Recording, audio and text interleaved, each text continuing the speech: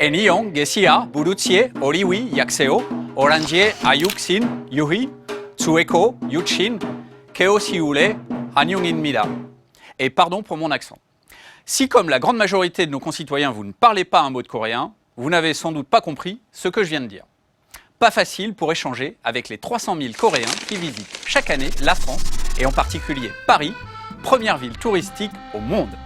C'est pour ça que nous avons créé, pour eux, Welcome to Paris, en partenariat avec l'opérateur Korea Telecom. Welcome to Paris, c'est une application touristique tout en un qui permet d'offrir aux touristes coréens une expérience de voyage entièrement numérique et sans couture.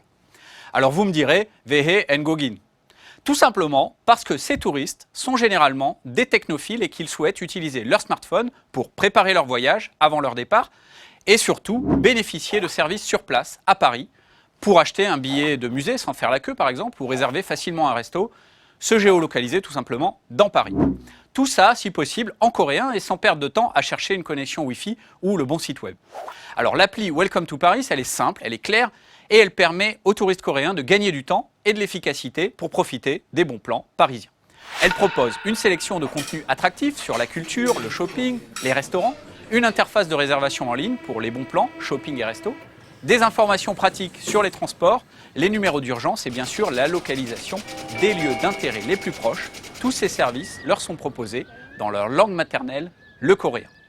Et grâce à l'accord d'itinérance entre Korea Telecom et Orange, ils bénéficient d'une connexion automatique de leur smartphone au réseau mobile ou Wi-Fi d'Orange. Plus besoin de chercher un hotspot.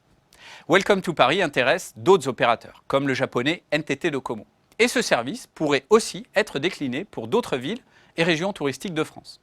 Voilà. Paris, Yuchin, Keosiule, Hanyungin-mida.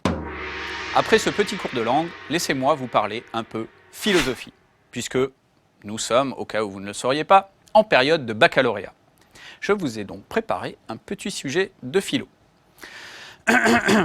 Si l'on considère désormais pour acquis le fait de regarder la télévision sur son smartphone, peut-on envisager un avenir où l'on regardera son smartphone sur la télévision? Voilà, vous avez 4 heures, pas plus. Bon, pour les impatients, je peux d'ores et déjà vous donner la réponse en un mot. Oui, c'est désormais possible, grâce à ce petit objet, le TV Stick. C'est une clé HDMI qui permet de regarder tous les contenus multimédia de son mobile sur sa télévision. Il tient dans la poche, donc on peut l'emmener partout et l'utiliser n'importe où. En vacances, chez des amis, mais aussi tout simplement sur le deuxième écran de votre maison. Avec TV Stick et l'application Télé d'Orange de votre smartphone, vous pouvez regarder sur grand écran les chaînes de télévision en direct, la télé de rattrapage et les vidéos à la demande. Vous pouvez aussi partager avec vos amis les contenus personnels de votre smartphone, comme vos photos, vos vidéos, en toute simplicité, en les regardant confortablement sur un écran télé.